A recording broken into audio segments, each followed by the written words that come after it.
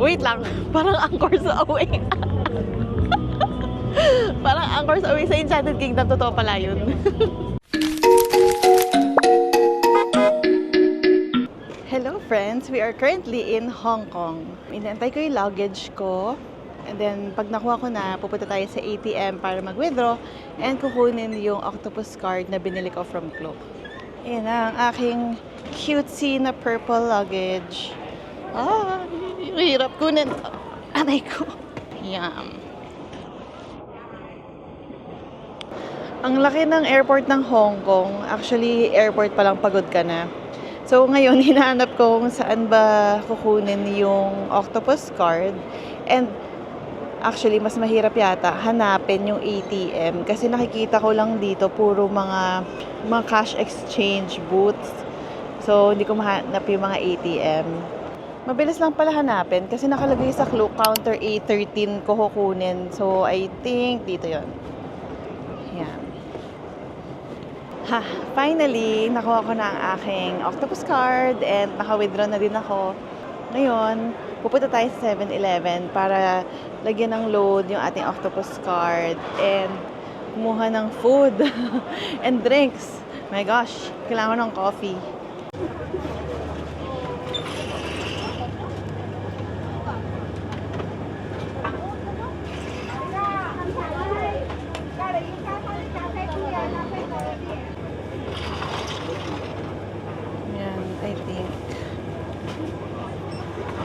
Ayan, buti yung pagsistayan ko today, mabilis ko lang nahanap kasi ni-research ko talaga siya beforehand. So, ayan. Yung unang pagsistayan natin sa Hong Kong is maliit lang na hostel na, ano naman siya, single room pero sobrang liit. And then, latter part of our trip, mag-hotel tayo. So, eto muna. Medyo kinakabahan ako dito kasi baka sobrang liit. Di ko alam kung kung comfortable ba. Pero try natin. Maliit lang yung binook ko kasi naisip ko mag-isa lang naman ako. So, experience din. And parang syempre, tipid. Mag-isa lang naman ako, so hindi ko naman kailangan ng malaking room. Pero kinakabahan lang ako kung gaano siya kaliit. So, yun. Tignan natin together. Ayan. So, isa siyang parang I don't know. Isa siyang maliit na puro rooms. So, ako daw ay room 01.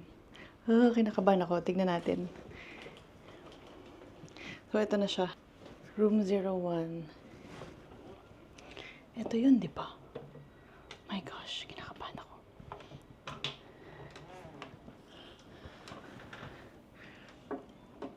So, ang ilaw ay room light. Air conditioning.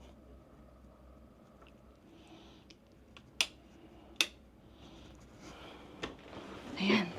So, pagpasok mo, CR. Sobrang liit nga niya. So, CR. Andyan na yung toilet mo and shower. Tapos, sink. And then, yung ano na agad, bed. Pero at least, may space. May space naman siya for your luggage. Ayan. Feeling ko pwede din sa akin. Yan. So, this is our first accommodation in this trip. Yan siya. Pag nakalagay na yung luggage ko na medium, ayan. May desk naman, and then, kama agad, tapos, mga salamin, ano kaya to? For sure, wala. Yan. Window, pero wala naman makikita. Tapos, ayun, CR na agad. Okay, so, since nababa na natin yung gamit natin, and nakapag-freshen up na tayo, baba tayo ulit para humanap ng food, and ng mga iba pang gamit. And of course, tubig. Kailangan natin bumili ng tubig. Ayun. Let's go! Actually, kinonsider ko talaga to na maraming bilihan na malapit nung kinuha ko yung accommodation. Ayun, 7-Eleven agad dun sa dulo ng street. Medyo mahirap mag-vlog. Lagi sila nagmamadali. So, baka magalit sila sa akin. Bili tayong tubig.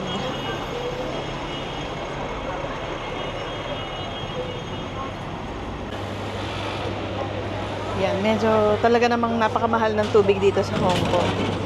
15 Hong Kong dollars. Okay, so.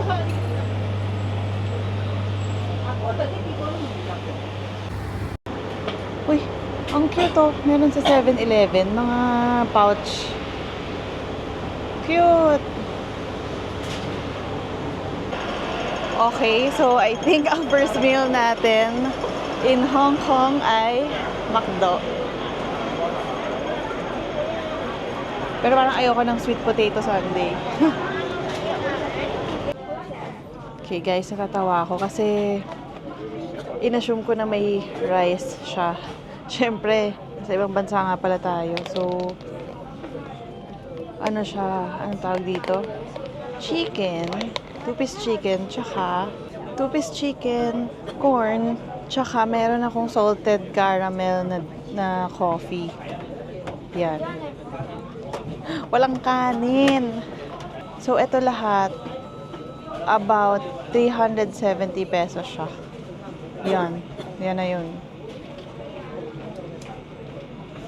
Tinikman ko yung chicken. Okay naman, malambot. Tsaka, actually, ano siya talaga. Hindi siya yung sobrang fast food na chicken.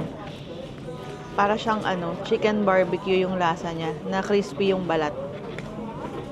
So, masarap naman. Ang ating first meal in Hong Kong. Yan, masarap naman siya. Sana lang talaga may kanin. As a kanin girl. Hello again, friends. So, ngayon, lumabas tayo ng gabi kasi sasakay tayo ng boat or ferry. So, kanina, pagkatapos kumain sa McDo, bumalik ako sa accommodation para matulog. At nag-freshen up ako after and then, ayun na, pumunta na tayo dito sa may pier. Tignan nyo, ang ganda.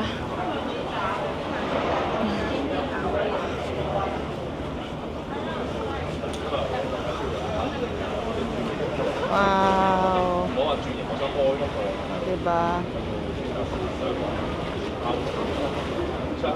So dun tayo sa Pier 1.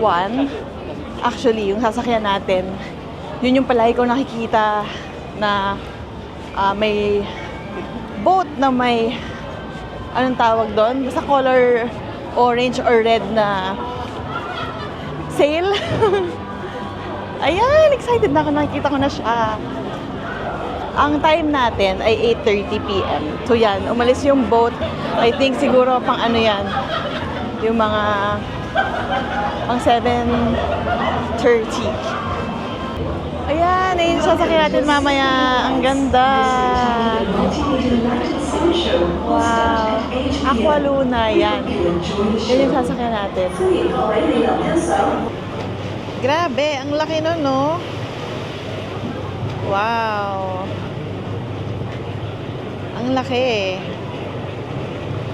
Ang saya. Saan kaya yung binubuk?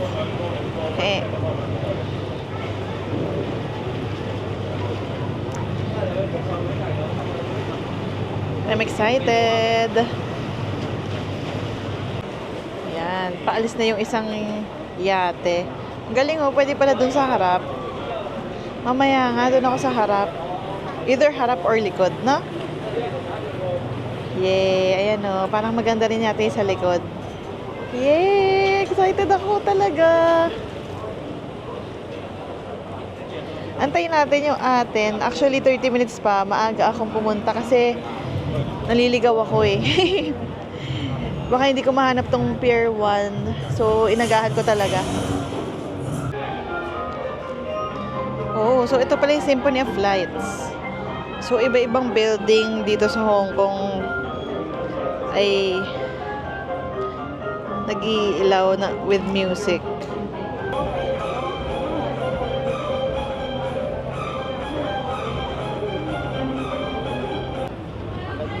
Ayan na, padating na yung sasakyan natin.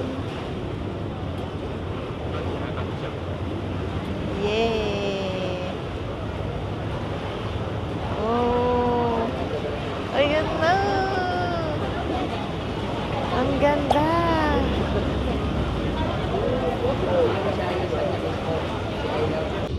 Ha! Nakaupo na ako. Yay! Wow! Sobrang saya. Ang saya-saya ko na. Andito pa lang tayo sa pier. Hindi pa siya umaandar. Oh, ang ganda!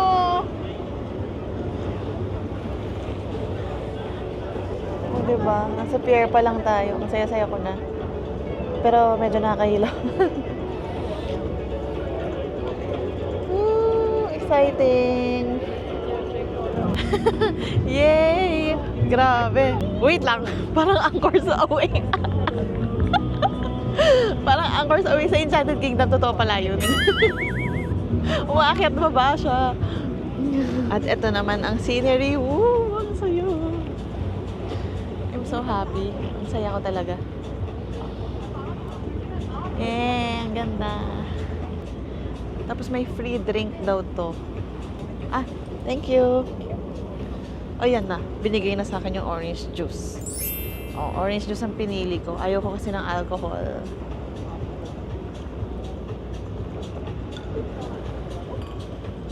Yay!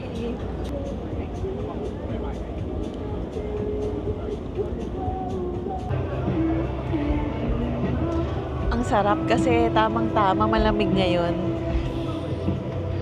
Malamig ngayon yung panahon. So, ang sarap nitong na to, boat ride. Tingnan natin yung temperature. Yan, 21 degrees Celsius. Yan, medyo malamig. Parang naka-aircon. Yay, ang saya. Ganda oh. Sitting city ang Hong Kong talaga. Grabe, nakakamiss si Tita Alice, yung nagpalaki sa akin. Wala na siya ngayon, pero nami-miss ko siya pag may mga ganitong experience ako kasi syempre gusto ko siya sana yung kasama ko. Ayun, sobrang thank you Lord kasi na-experience ko yung mga ganito. Very grateful ako kay God. Ganda guys, ganda. Maganda tong experience na to. Medyo nanginginig na ako. Ang lamig. Ang lamig. Lumamig lalo kasi malayo na kami sa shore. Grabe. Dito palang lamig na ako. So, ibig sabihin, si Jack tsaka si Rose sa Titanic, sobrang lamig talaga nun kasi may yelo.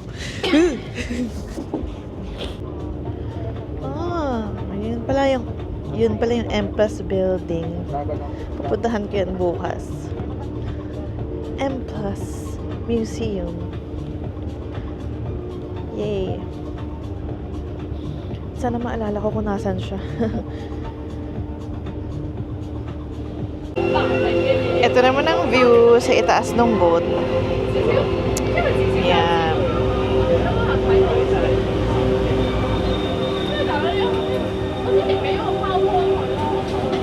Ito ang view sa taas ng boat.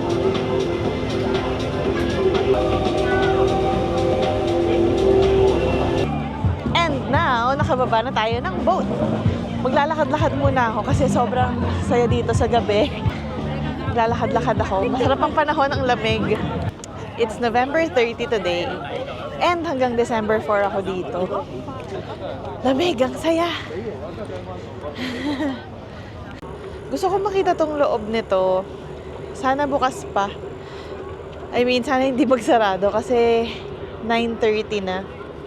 So, tignan natin yung loob.